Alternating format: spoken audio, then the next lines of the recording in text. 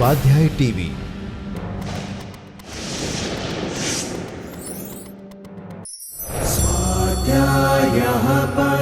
Doctor Baba Saheb Ambedkar open university.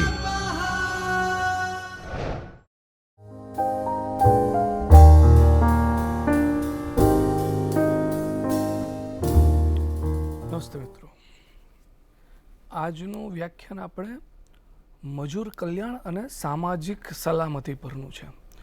મજૂર કલ્યાણ એટલે labour welfare અને સામાજિક સલામતી સોશિયલ સિક્યોરિટી. લેબર વેલફેર અને સોશિયલ સિક્યુરિટી પર આજનું આપણું આ વ્યાખ્યાન છે. તેની વિશે આપણે વિગતે માહિતી મેળવી વિષયને સમજવાનો પ્રયત્ન કરીશું. મિત્રો, એક સરસ મજાની આની માટેની વાત એ છે કે ભારતના મોટા ભાગના ઉદ્યોગપતિઓ હજુ પણ મજૂર કલ્યાણ પ્રવૃત્તિને શોષણભર્યું રોકાણ એને ગણવાને બદલે અનુત્પાદક જવાબદારી જ ગણે છે. ઘણા બધા ઉદ્યોગપતિઓ છે એ કહે છે કે બુદ્ધિપૂર્વકનું કે શોષણભર્યું રોકાણ એને ગણવાને બદલે એ અનુત્પાદક જવાબદારી જ ગણે છે. બહુ ગંભીર વાત છે મિત્રો. Doctor B.R. શેઠ આ અંગે પોતાનું મંતવ્ય આપે છે. તેઓ જણાવે છે કે ભારતના મજૂરની ગરીબી અને વહેમ, કુટેવો, અશાંતિ વગેરે દૂર કરી તેના જીવનમાં આનંદ અને ઉલ્લાસ લાવવા માટે કલ્યાણ પ્રવૃત્તિઓ મહત્વની છે. બહુ સરસ એમણે વાત કરી. મિત્રો, આધુનિક ઔદ્યોગિક ક્ષેત્રે કામ કરતા કામદારોને કુદરતી અને માનવ સર્જિત મુશ્કેલીઓ, અકસ્માતો અને આફતો સામે ઝઝૂમવું પડે છે. યાંત્રિકરણ કામદાર જીવનની સલામતીનો પ્રશ્ન વધુ વિકટ બનાવ્યો છે. યાંત્રિકરણે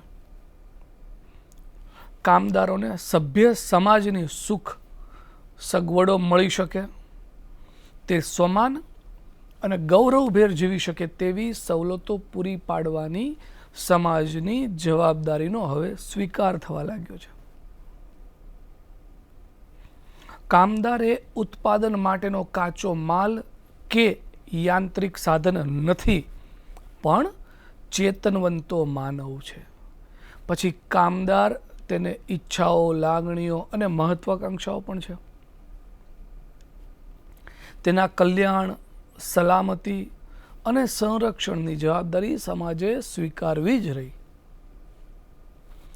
ઉદ્યોગ, સમાજ કે રાષ્ટ્ર આવી જવાબદારીમાંથી ન છટકી શકે.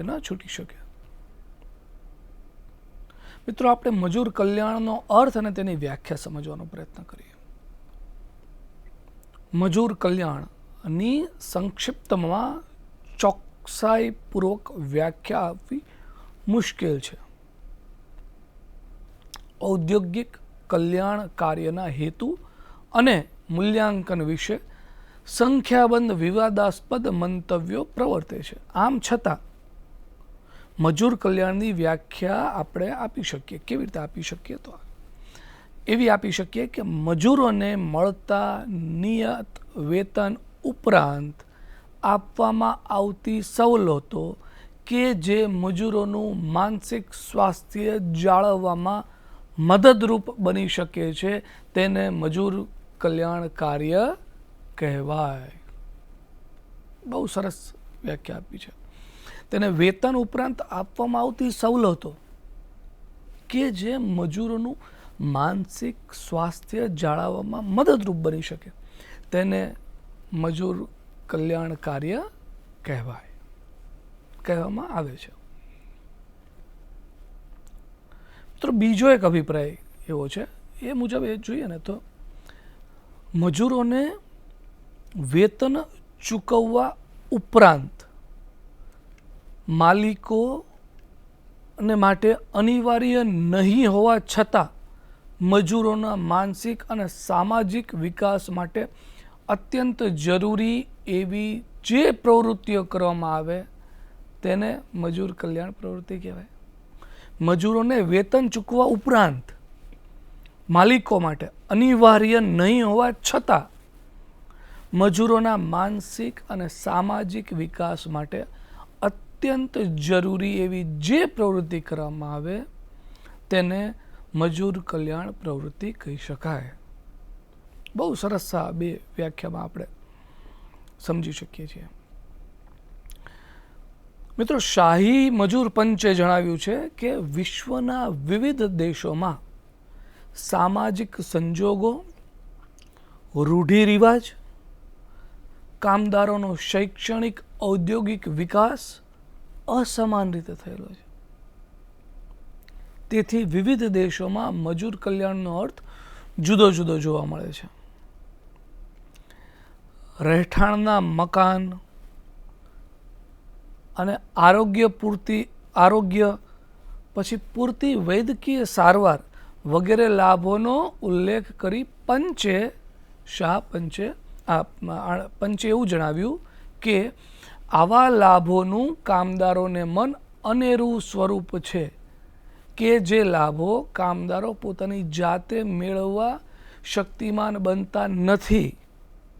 પંચે વધુમાં એમ પણ જણાવ્યું કે કલ્યાણકારી યોજનાઓનું વિસ્તૃતીકરણ એ એક પ્રકારનું શાણપણ ભર્યું રોકાણ ગણાશે કે જે કામદારોની કાર્યક્ષમતા વધારી ભારે ફાયદારૂપ એ નીવડશે. આ બાદ મિત્રો મજૂર તપાસ સમિતિએ 1946માં એ જણાવ્યું હતું કે કલ્યાણ કાર્યોનું કાર્યક્ષેત્ર બહુ વિશાળ છે.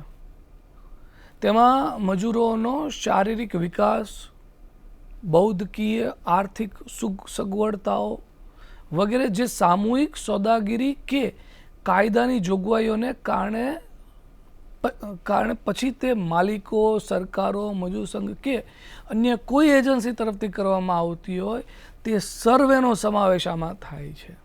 અને એ રીતે મજૂર કલ્યાણમાં રહેઠાણના મકાનની સવલત, વૈદ્યકીય સારવાર, શૈક્ષણિક સવલતો, આનંદ પ્રમોદની સવલતો, ચાલુ પગારે રજાઓ, ખાસ પ્રકારની વીમાની જોગવાઈઓ જેવી કે માંદગી, પ્રસૂતિ સબબ લાભદાયી યોજના, પ્રોવિડન્ટ ફંડ, ગ્રેજ્યુએટી, પેન્શન વગેરેનો સમાવેશ આમાં કરી શકાય.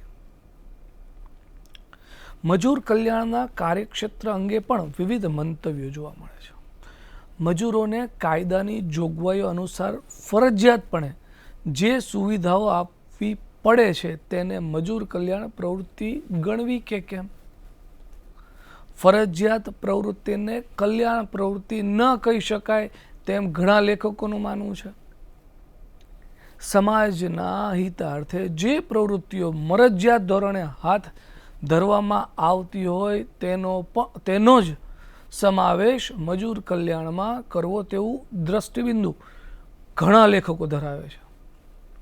તેઓ કાયદા મુજબની ફરજિયાત પ્રવૃત્તિઓ, ઉદ્યોગોની રૂઢિ કે પ્રણાલી અનુસાર આપવામાં આવતી સેવાઓને મજૂર કલ્યાણમાંથી બાકાત રાખે છે.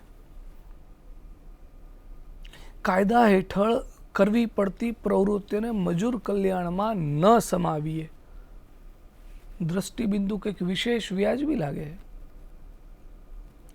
આ ચર્ચા ઉપરથી બે બાબતો મિત્રો સ્પષ્ટ થાય છે.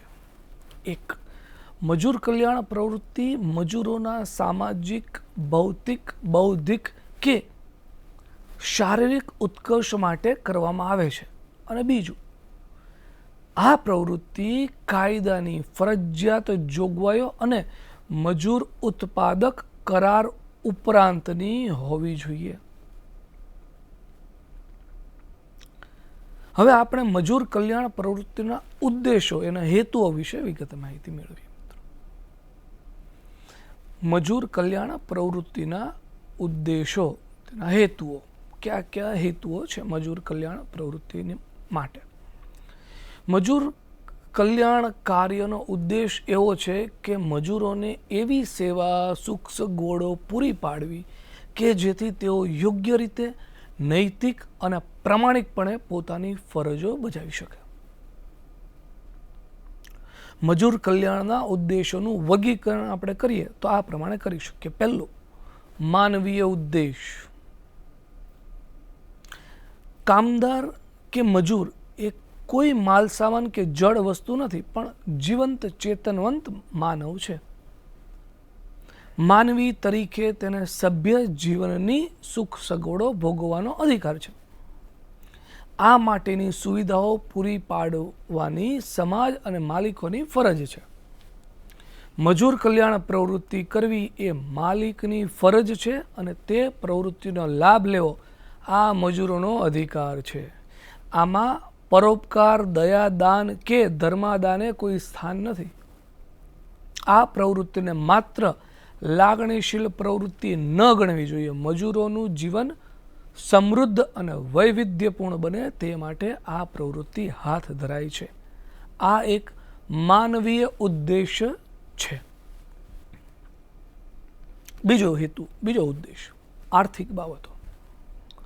મજૂર કલ્યાણ પ્રવૃત્તિ પાછળ આર્થિક ઉદ્દેશો પણ રહેલા છે. જે સાહસમાં કલ્યાણકારી પ્રવૃત્તિઓ વધુ થતી હશે ત્યાં ઔદ્યોગિક વિવાદ, કર્મચારી ફરિયાદ અને કચવાટ, તેમનો અસંતોષ ઘટાડવાનો, આવા સાહસમાં કર્મચારી શિસ્ત અને જુસ્સો ઊંચી સપાટીએ ટકી રહેશે. આ બધાને લીધે મજૂર કાર્યક્ષમતા, ઉત્પાદકતા વધશે, જ્યારે ઉત્પાદન ખર્ચ ઘટશે. સ્થિર અને સંતુષ્ટ મજૂર વર્ગ ઊભો થશે, જેથી મજૂર ફેરબદલી દર ઘટશે. સરવાળે ધંધો પ્રગતિના શિખરો સર કરી તેમાં નફામાં વૃદ્ધિ કરી શકશે. અને ત્રીજો ઉદ્દેશ સામાજિક ઉદ્દેશ. મિત્રો,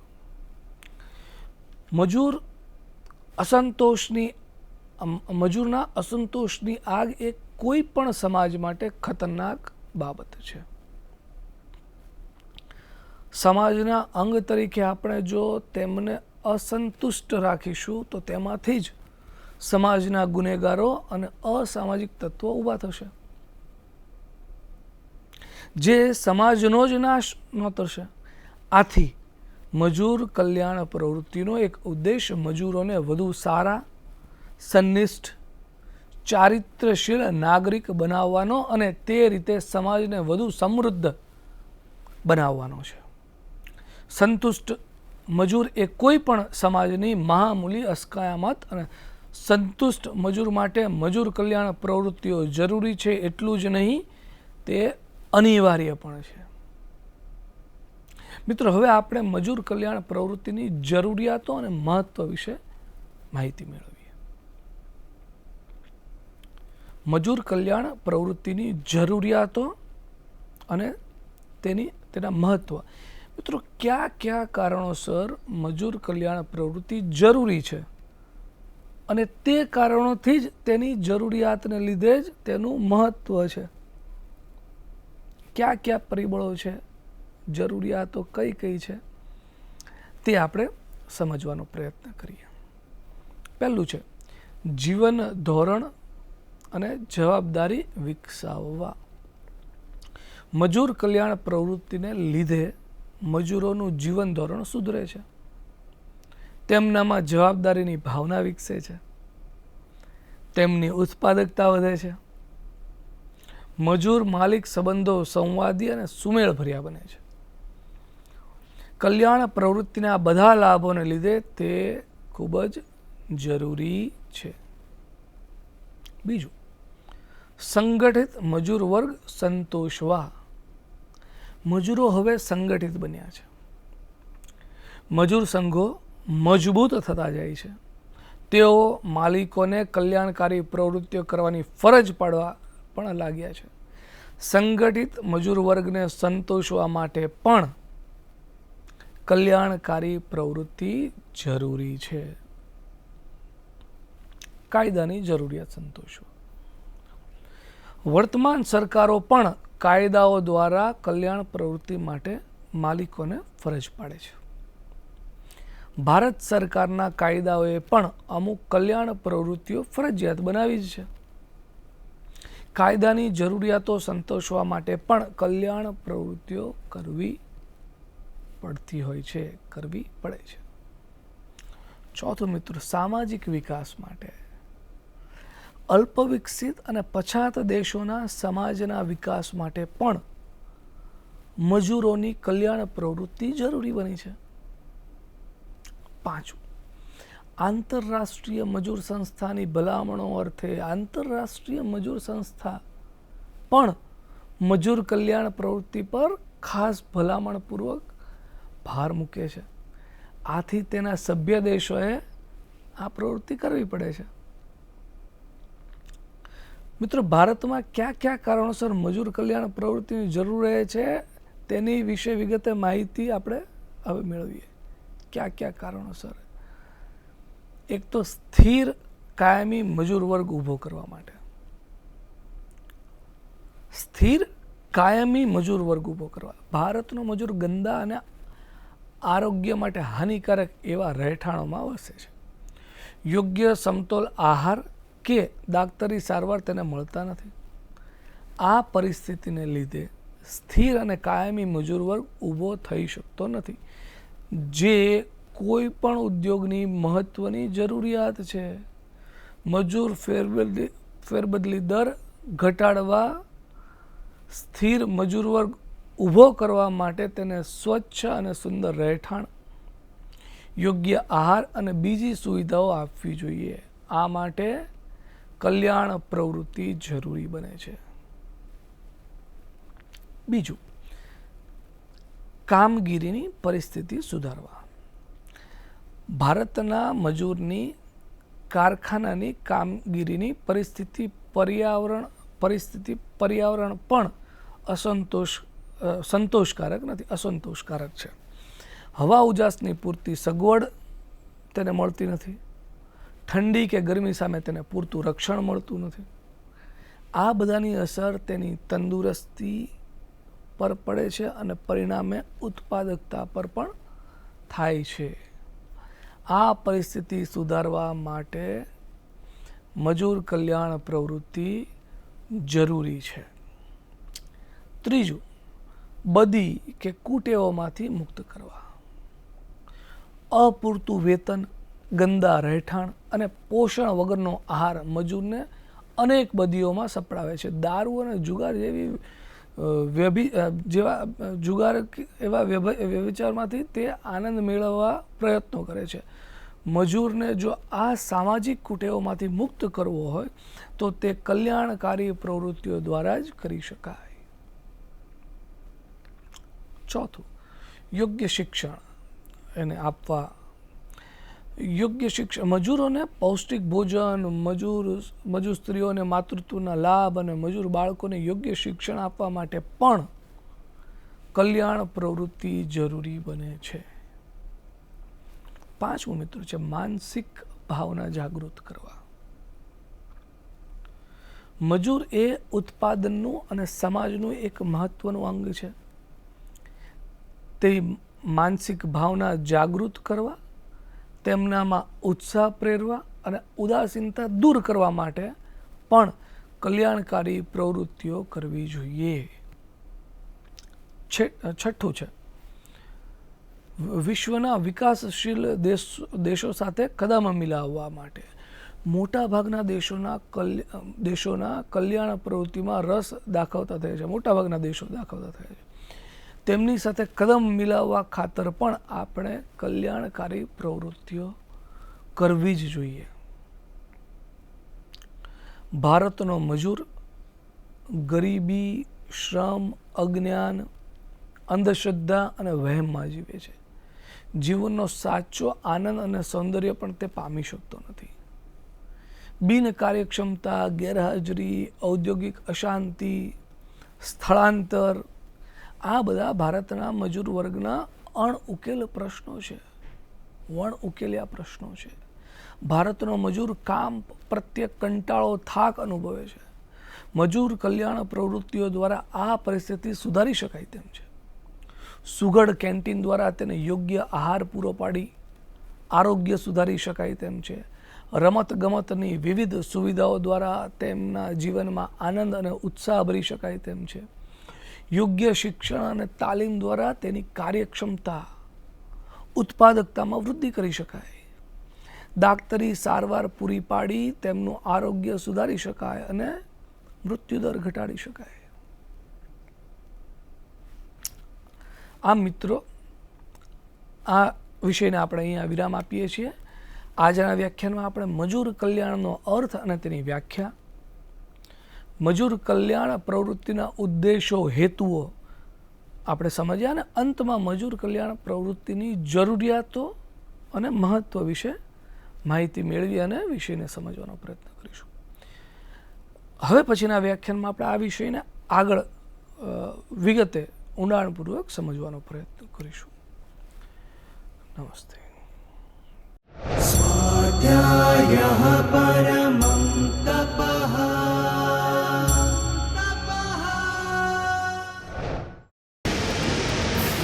સ્વાધ્યાય ટીવી